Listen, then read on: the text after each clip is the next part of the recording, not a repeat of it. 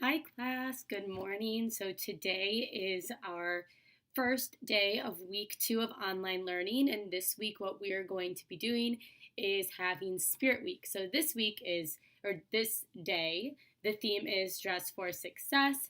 So, I have on my blazer and a dress, all dressed up for success today. So, I hope that you are doing the same. As you can see, I think I finally learned how to master showing you my screen while I am reading to you. So today's going to look a little bit different. So basically, on your page, you should be able to see chapter 11. This way, you don't have to pull up two documents. So while I'm reading, you can follow along on this page and read along with me. The other thing that I'm going to be able to do is show you what your notes are for today. So as we're talking through the notes, you can be following along on the video, and then when the video is over, you can go to the notes page. The third thing I want to talk about is in the notes page at the bottom of it. So if you see, I'll have notes, you'll have your model or the example, and then you'll have your practice assignment here. Then if you scroll down to the final page, you can look through chapter 11 and 12 again here at the bottom of the page. So you will only have two documents in your assignments this week. So you'll have this document that says day 141, day 141, because of Winn-Dixie notes, classwork, and chapters. And then the other document you'll have in there is the document that has this video in it. So the one that you're already currently in. So that should minimize the amount of things that you have on your Google Classroom page, but it still has all of the same information. So today we are going to begin chapters 11 and 12. So first, before we even get started with that, it's been a whole week off because you guys had spring break. So we've had a whole week off from learning. So I want us to think about what we read in Because of Winn-Dixie last week. Or the week before. So 2 weeks ago. Wow, it's been a long time. So this is our story because of Winn-Dixie. Think back to the beginning of the story. So in the very beginning of the story, we know that Opal finds a dog at the grocery store, and then she names the dog Winn-Dixie. Her father is a preacher, and he allows her to keep the dog at their house, which is awesome, and Opal's so excited. So Winn-Dixie and Opal go on lots of different adventures and meet a lot of new people. So far they've met Miss Franny Black, they've met Sweetie Pie, they've met the Dewberry Boys, they've met Otis. Otis is where she is now going to start working because she's going to start working at the pet store, and Otis is the one that works there. And then finally, in the last few chapters, at the end of chapter 9 and 10, she met Miss Gloria Dump. So those are all of the characters that she's met so far and become close with. So we are going to continue reading this week, and this objective for today is we're going to be inferring character feelings. The way that we do that is we look at the character's thoughts, the character's words, the character's actions, and we also look at what happened to the character. So if something happened to the character, that can tell us how they're feeling. So I want us to look back up now on our notes. So where it says board equals paper, character feelings. Character feelings describe how a character is feeling at a certain time. Character feelings are also called emotions. Feelings and emotions can change often. So just like people, characters' feelings, characters' emotions can change. So they might be mad one minute and the next minute they might be excited, or they might be nervous and then they might be confident. Like their feelings, how they feel, change throughout the story based on what's happening to them. So we can identify character feelings by analyzing or looking at their thoughts, what they're thinking, their words, what they say, their actions, what they do. And then we can also look at if anything happened to the character, because if there was an event or something that happened to them, that will help us determine how they're feeling as well. So here are our steps. The first thing you want to do is you want to pay attention to the character's thoughts, words, and actions and what happened to the character as you're reading. So as you're reading, you want to be looking at those different things, and we'll be doing that today. The second thing to do, step 2, is to ask yourself, how would this make me feel? Because the characters, just like humans, have feelings just like we do.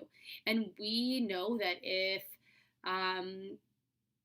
we don't do well on a test at school, that might make us feel sad. So our character in the story might also feel sad if they don't do well on a test. All right? Step 3 is we make an inference. So we use the information from step 1 and 2 to make an inference. An inference is an answer you choose based off of the text, the evidence from the text. So it's step 1, and based off your background knowledge.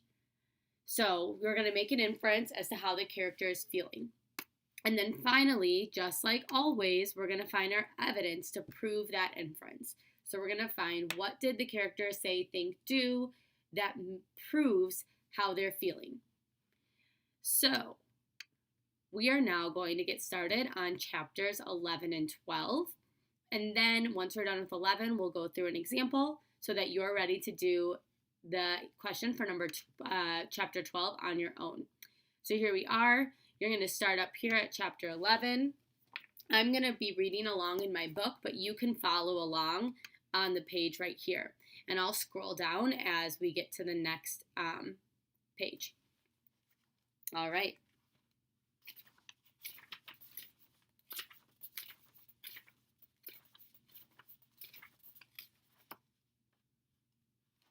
Chapter 11. That night, there was a real bad thunderstorm. But what woke me up wasn't the thunder and lightning. It was Winn Dixie, whining and butting his head against my bedroom door. "Winn Dixie," I said, "what are you doing?" He didn't pay attention to me. He just kept beating his head against the door and whining and whimpering. And when I got out of bed and went over and put my hand over his head, he was shaking and trembling so hard that it scared me. I knelt down and wrapped my arms around him. But he didn't turn and look at me or smile or sneeze or wag his tail or do any of the normal kind of Winn Dixie thing. He just kept beating his head against the door and crying and shaking. "You want the door open?" I said. "Huh? Is that what you want?" I stood up and opened the door, and Winn Dixie flew through it like something big and ugly and mean was chasing him. "Winn Dixie," I hissed, "come back here." I didn't want him going and waking the preacher up, but it was too late. Winn Dixie was already at the other end of the trailer in the preacher's room. I could tell because there was a spring sound that must have come from Winn Dixie jumping up on the bed. And then there was a sound from the preacher, like he was real surprised. But none of it lasted long because Winn Dixie came tearing back out of the preacher's room, panting and running like crazy. I tried to grab him, but he was going too fast.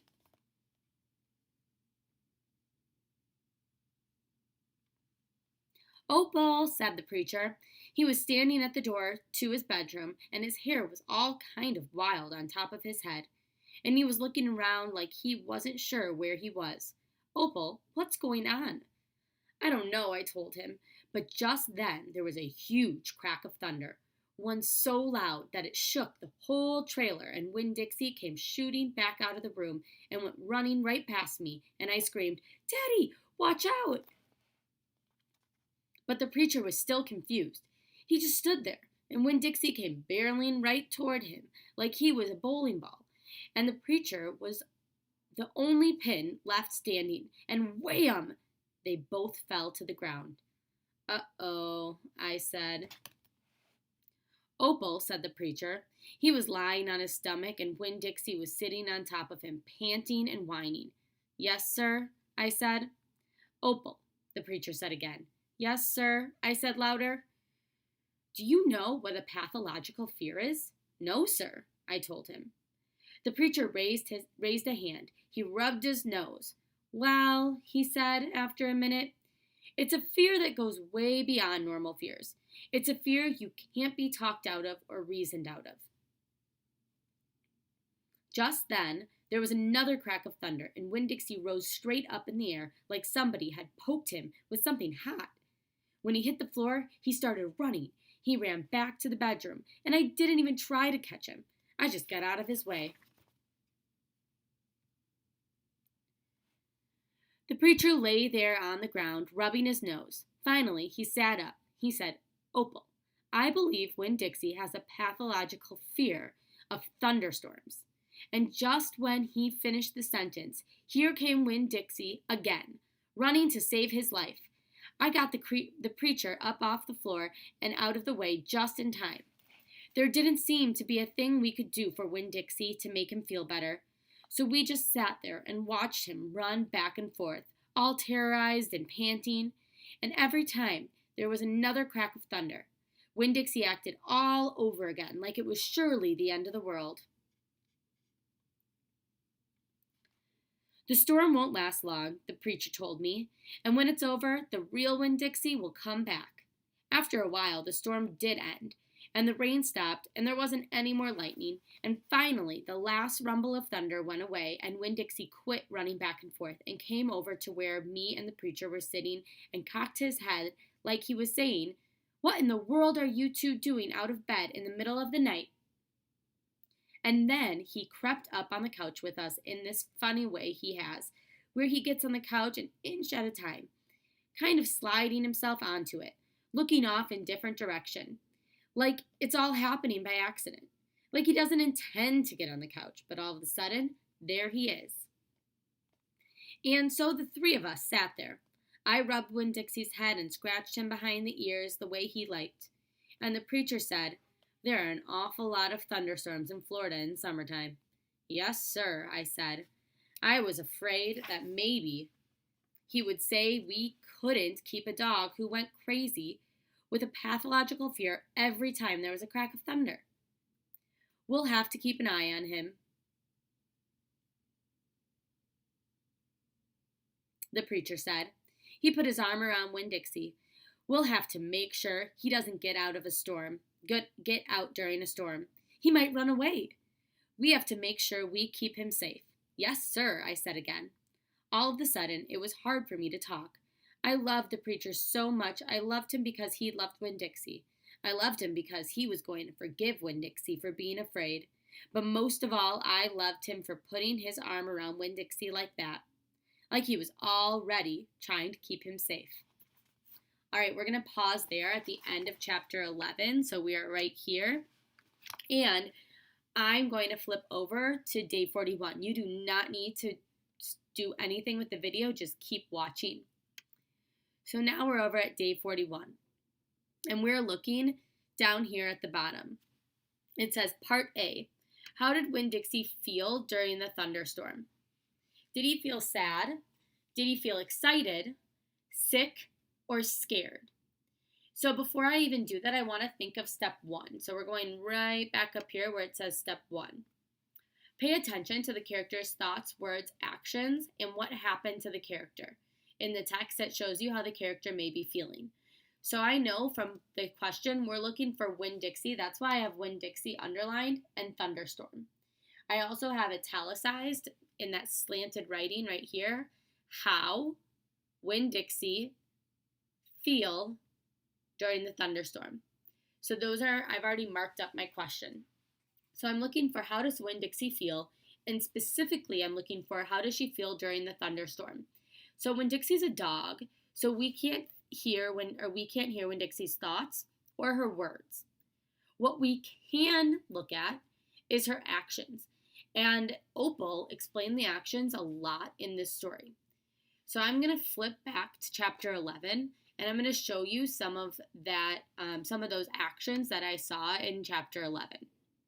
So back at chapter 11, right here, I see this. It says, but he didn't turn and look at me or smile or sneeze or wag his tail or do any of the normal kind of Winn-Dixie things. He just kept beating his head against the door and crying and shaking. I also saw up here, and I meant to highlight this before, it says here, he just kept beating his head against the door and whining and whimpering. As we keep going down, even more stuff is happening. It says, I stood up and opened the door, and Winn-Dixie flew through it like something big and ugly was chasing him. So far we know Winn-Dixie is beating his head up against the door, he's whining, he's whimpering, he's running like crazy, around the house like someone's chasing him. There's a few more examples in here. When Dixie came tearing back through the preacher's room, panting and running like crazy. And I'm going to keep going through. Another one right here. But just then there was a huge crack of thunder. So again, that tells me that the thunderstorm is what's causing this. That's what's happening to the character. He's hearing a thunderstorm. But just then there was a huge crack of thunder, one so loud that it shook the whole trailer. And Winn Dixie came shooting back out of my room and went running straight past me. And I screamed, "Daddy, watch out!" That's another example. And there are some other ones too that I might come back to and show you. But you can be looking as well. Throughout the entire story, every time there's something to do with the thunderstorm, Winn Dixie is either whining, whimpering, panting, running around the house, beating his head up against the door. So those are all the things that Winn Dixie is doing, his actions. Now we're on to step 2. How would this make you feel? So if you were caught in a thunderstorm and maybe you weren't used to them, how would you feel? I also think in this situation, since it's a dog, you can think about how does your dog relate? Because that's background knowledge. When I was a kid, I had a dog, and during fireworks, which sounds similar to thunderstorms, that big booming sound during fireworks, my dog one time, she scratched up an entire door of the room she was in, and we weren't home. So she was in a room, and she scratched all of the paint off the door because of the booming sounds. So we knew that that's what was causing her to do that. So that makes me think she was feeling scared when that booming was happening. My dog was during the fireworks. So maybe that's how Winn Dixie's feeling. So if I'm going to make an inference and I'm looking down here, I don't think she's sad because it sounds like it's the thunderstorm is causing this. And thunderstorms don't typically make people sad. I don't think she's excited because she's whimpering. Running around maybe would show that she's excited, but the whimpering and the beating her head against the door, that doesn't show me she's excited.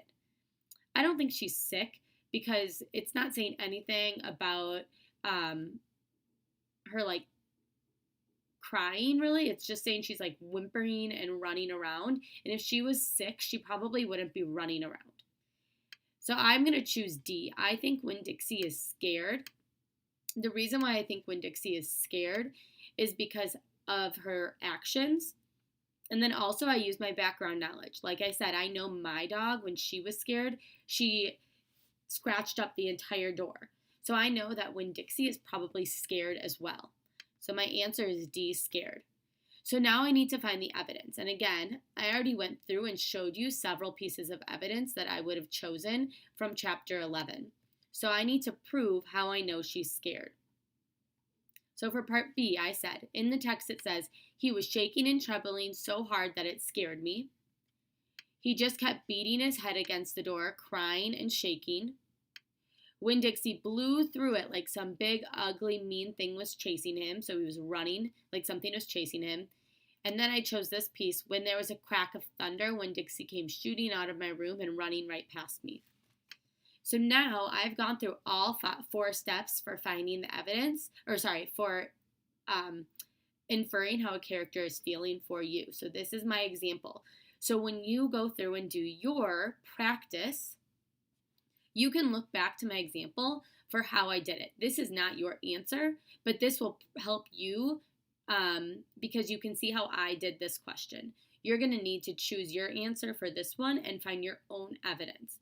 And again, if you need to look back at the evidence, you don't need to come back to this video. You can scroll right down and you'll find chapters 11 and 12 to help you find your evidence right below you in this same document. All right, awesome. So we are going to move on to reading chapter 12. If you want to look ahead at the question, you can. It says, how does Sweetie Pie feel after she sees Otis singing to the animals? Oops, that kind of gives a little bit away, but now I'm excited to keep reading with you. So in chapter 12, you're going to be looking for Sweetie Pie's feelings. So you can be thinking about that as you're reading. Chapter 12. All right, so we're starting right here at the very top.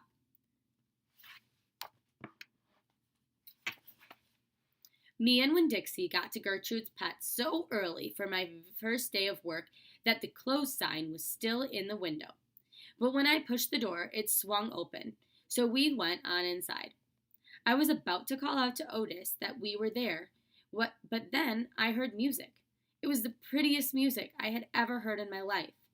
I looked around to see where it was coming from, and that's when I noticed that the animals were out of their cages.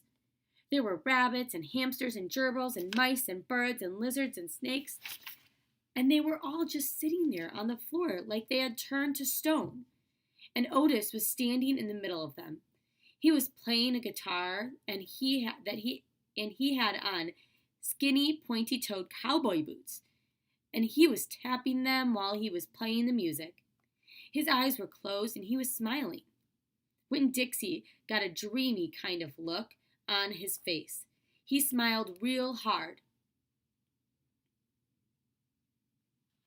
He smiled real hard at Otis, and then he sneezed, and then his whiskers went all fuzzy, and then he sighed and kind of dropped to the floor with all the other animals. Just then, Gertrude caught sight of Winn-Dixie. "Dog," she croaked, and flew over and landed on his head.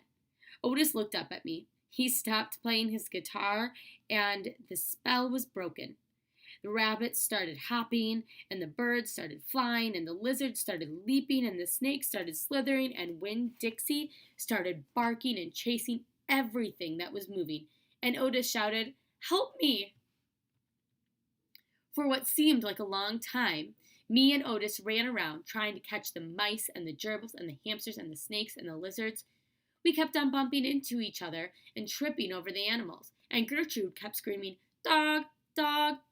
Every time I caught something, I put it back in the cage I saw. I didn't care if it was the right cage or not. I just put it in and slammed the door. And the whole time I was chasing things, I was thinking that Otis must be some kind of snake charmer.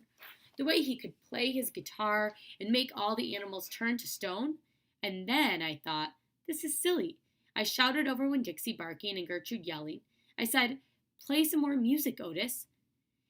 He looked at me for a minute. Then he started playing his guitar. And in just a few seconds, everything was quiet. Winn-Dixie was lying on the floor, blinking eyes and smiling at himself and sneezing every now and then. And the mice and the gerbils and the rabbits and the lizards and the snakes that we hadn't caught yet got quiet and sat still. And I picked them up one by one and put them back in their cages. When I was all done, Otis stopped playing. He looked down at his boots. "I was just playing them some music. It makes them happy." "Yes, sir," I said. "Did they escape from their cages?" "No," Otis said. "I take them out. I feel sorry for them being locked up all the time. I know what it's like being locked up." "You do?" I said. "I've been in jail," Otis said. He looked up at me real quick and then looked back down at his boots. "You have?" "Never mind," said Otis. "Aren't you here to sweep the floor?" "Yes, sir," I told him. He walked over to the counter and started digging through piles of things, and finally he came up with a broom. "Here," he said, "you should start sweeping." Only he must have gotten confused. He was holding out his guitar for me instead of the broom. "With your guitar?" He blushed and handed me the broom, and I started to work. I am a good sweeper. I swept the whole store and then dusted some of the shelves. The whole time I worked, Winn-Dixie followed me, and Gertrude followed him, flying behind him and sitting on his head and his back and croaking real quiet to herself. "Dog, dog." When I was done, Otis thanked me. I left Gertrude's Pets thinking about how the preacher probably wouldn't like it very much that I was working for a criminal.